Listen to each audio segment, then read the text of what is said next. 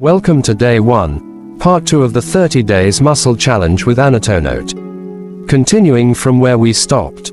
Now moving into the forearm muscles. The pronator teres plays a key role in turning the forearm inward, a movement known as pronation. The flexor carpi radialis and flexor carpi ulnaris work together to flex the wrist, allowing smooth bending movements of the hand. The palmaris longus, though absent in some individuals, assists in wrist flexion and helps tense the palm. Going deeper, the flexor digitorum superficialis and flexor digitorum profundus are responsible for flexing the fingers, enabling strong gripping actions.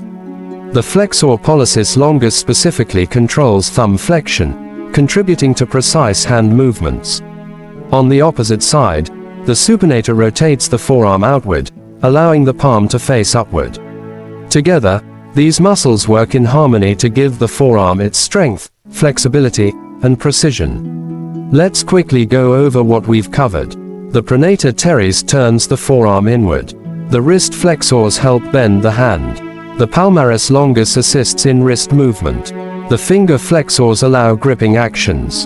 The flexor pollicis longus controls thumb movement. And the supinator rotates the forearm outward. That's the forearm covered. That wraps up Day 1 of the challenge. Tomorrow, we move into Day 2 of the 30 Days Muscle Challenge. Don't miss it. Follow Anatonote for more daily anatomy breakdowns across the 30-day journey.